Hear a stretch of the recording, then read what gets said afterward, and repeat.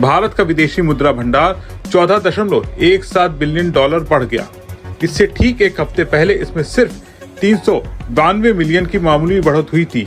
अब भारत का कुल फॉरेक्स रिजर्व बढ़कर 701.360 बिलियन डॉलर हो गया है। ये एक बड़ा आंकड़ा। 62 बिलियन डॉलर्स की यूएस ट्रेजरी होल्डिंग्स को आरबीआई ने कट किया है, और अगर परसेंटेज टर्म्स में देखा जाए तो दिस इज अप्रोक्सीमेटली 26% के आसपास का कट है। डॉलर का इजाफा हो रहा है और ये रेगुलर बेसिस पे, ये कोई ऐसा नहीं है कि यार एक दफा हो गया फिर नीचे आ गया फिर हो गया फिर नीचे, नहीं, ऐसा नहीं होता।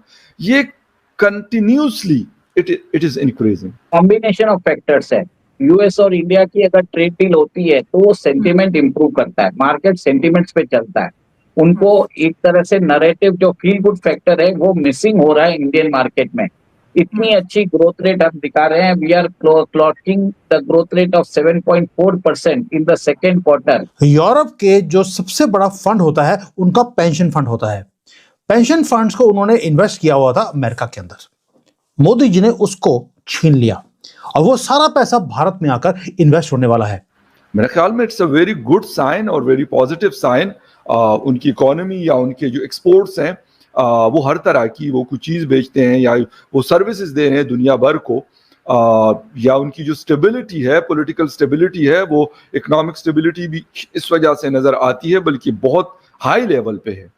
ये बता रहा हूँ कि सेंटिमेंट्स इंप्रूव करने की जरूरत है, कलेक्टिव स्टेप्स लेने की जरूरत है। आपके पास रिसोर्सेस है, रिसोर्सेस को एक्सट्रैक्शन करिए। आप अपने टैक्स जो स्ट्रक्चर है उसको रैशनलाइज करिए, और आप ये भी देखिए कि HNI जो छोड़ के जा रहे हैं उनको कैसे रोका। मना कर दिया, टैरिफ लगा दिए 50%। उसके बाद एक इकोनॉमिक स्ट्राइक हमारे पर करने की कोशिश करी। व्हाइट हाउस वेट करता रहा। वेट ये कर रहा था कि न्यू दिल्ली जो मोदी जी की गवर्नमेंट है वो पैनिक में आएगी, और पैनिक में आने के बाद वो फोन कॉल करेंगे। उन्होंने वेट किया ऐसे हाथ पे रख के कि मोदी जी का फोन अब आया, लेकिन कुछ भी नहीं हुआ। ये रेगुलर बेसिस पे, ये कोई ऐसा नहीं है कि यार एक दफा हो गया फिर नीचे आ गया फिर हो गया फिर नीचे, नहीं, ऐसा नहीं होता। ये कंटिन्यूसली इट इज इंक्रीजिंग। मेरे ख्याल में it's a very good sign और वेरी पॉजिटिव साइन।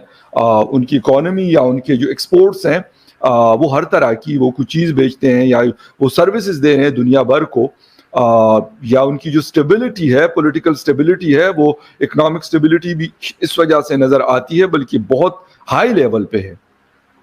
इन वजूहात को देखते हुए और इन चीज़ों को देखते हुए जब हम अपने आप को देखते हैं, अब हमारी जो इकोनॉमी को जिस तरीके से चलाने की नाकाम कोशिश की जा रही है, क्या कोई घर हो या कोई मुल्क हो या कोई प्रोविंस हो या कोई डिस्ट्रिक्ट हो या कोई इदारा हो, उसको अगर इस तरीके से चलाया जा सकता होता तो फिर सब यही करते, कर्जे लेते, और मतलब फिर जब वो कर्जे मतलब उनका वो पैसा खत्म होने वाला होता फिर मजीद कर्जा लेते और खुद कुछ भी ना करते। ना उनको एक्सपोर्ट्स की जरूरत थी, ना किसी और चीज की जरूरत थी, ना इंडस्ट्रियल बेस की जरूरत होती, बल्कि यही चल रहा होता कि चलें जी कर्जा लें और सिस्टम को चलाएं। अनफॉर्चुनेटली हमने हमेशा एडॉकिज्म के ऊपर अपना सिस्टम चलाने की नाकाम कोशिशें की और आज भी यही कर। और सबसे बड़ी बात यह है कि जिनकी वजह से एक जो खजाना है जिसके ऊपर बहुत सारा बोझ है, एक नुकसान मिल रहा है, वो तो आप उसके लिए कोई मेजर्स या कोई स्टेप्स नहीं ले रहे। 50 बिलियन डॉलर तो जो ग्लोबल पेंशन की जो कमिटमेंट्स हैं वो उन्होंने भारत के अंदर कर दी है। 50 से ज्यादा यूरोपियन कंपनीज हैं जो भारत के अंदर अपनी मैन्युफैक्चरिंग फैसिलिटीज लेकर आ रही हैं। 15,000 करोड़ यूरो, मैंने डॉलर बोला था, यूरो है, वो अनाउंस कर दिया उन्होंने कि भारत के अंदर इन्वेस्टमेंट्स करने वाले हैं। प्लस टेक्नोलॉजी ट्रांसफर है, उन्होंने बोल दिया। कौन सी इंडस्ट्रीज में वो भी बताऊंगा आपको मैं। और FTA साइन हमारे साथ होने वाला है। लास्टली जो अमेरिका की दादागिरी है उससे वो दुखी होकर और वो बाहर निकलने वाले हैं। चलिए अब मैं सारे पॉइंट्स को थोड़ा डीपली आपके सामने रखता हूं। सबसे पहले कंट्री जिन्होंने अनाउंस किया कि वो अपने पेंशन फंड्स को निकाल रहे हैं वो है डेनमार्क।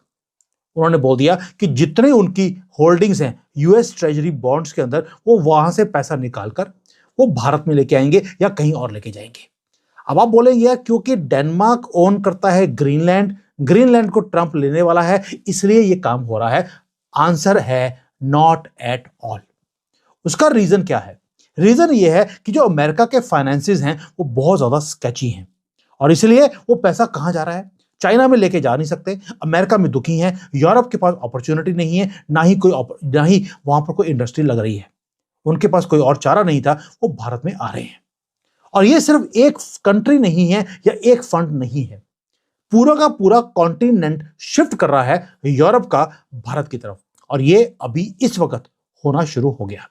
अब ये पहली बात ये था। दूसरा, यूरोपियंस अभी दावोस में जाकर क्या बोलते हैं? हमें ब्रिक्स के साथ थोड़ा सा ब्रिज बनाना पड़ेगा वरना हमारी एग्जिस्टेंस खतरे में आ जाएगी।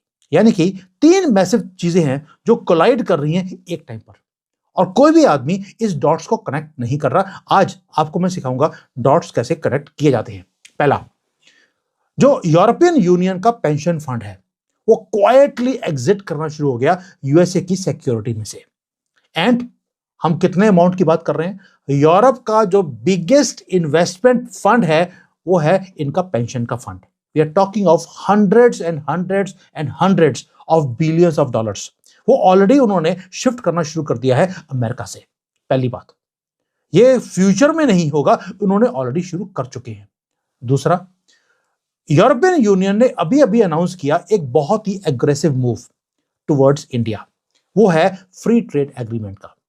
सडनली जो 19 साल एक फाइल बिल्कुल दबी हुई थी उनको बाहर निकाला, खुद साफ किया, हमने कुछ नहीं बोला उनको साफ करने के लिए, और उन्होंने बोल दिया हम सीरियसली इसको साइन करना चाहते हैं। और 27 डॉलराइजेशन जो है वो होना शुरू हो गई है। भारत ने अपनी जो टोटल ट्रेजरी बॉन्ड होल्डिंग थी वो $250 बिलियन से घटा के इस समय लगभग $180 बिलियन करनी है। नरेंद्र मोदी ने डोनाल्ड ट्रंप की छवि को इतना धक्का पहुंचाया है कि जिसकी आप कोई कल्पना भी नहीं कर सकते। अमेरिका हर स्तर पर भारत पर दबाव बनाना चाहता है और हर दबाव में अमेरिका नाकाम साबित हो रहा है और भारत भी अमेरिका को पूरा जोर देकर आने की कोशिश कर रहा है और अमेरिका का कोई पार नहीं पड़ रही है। अभी भारत ने अमेरिका से 500 करोड़ बिलियन डॉलर को बेचकर सोना खरीद लिया। इससे अमेरिका की और कमर टूट गई है और ट्रंप बौखलाया हुआ है, समय समय पर अलग अलग बात कर रहा है और भारत के सामने टिक नहीं पा रहा है। अभी यूरोप का 26 जनवरी पर दौरा देकर ट्रंप और बौखला गया और भारत के साथ बहुत बड़ी डीलें होने वाली है। ये देखकर ट्रंप कभी टैक्स घटाता है तो कभी मोदी को दोस्त बोलता है और अब ट्रंप की हार निश्चित है और ट्रंप भारत को टक्कर नहीं दे सकता है। पूरी दुनिया भारत की तरफ खींची जा रही है। इस पर आपकी क्या राय? अपनी राय कमेंट में दें और चैनल को सब्सक्राइब कर लें। वीडियो को शेयर करना ना भूलें और बेल आइकन दबा दें। आने वाली वीडियो के लिए हमेशा आपके पास सबसे पहले पहुंचेगी।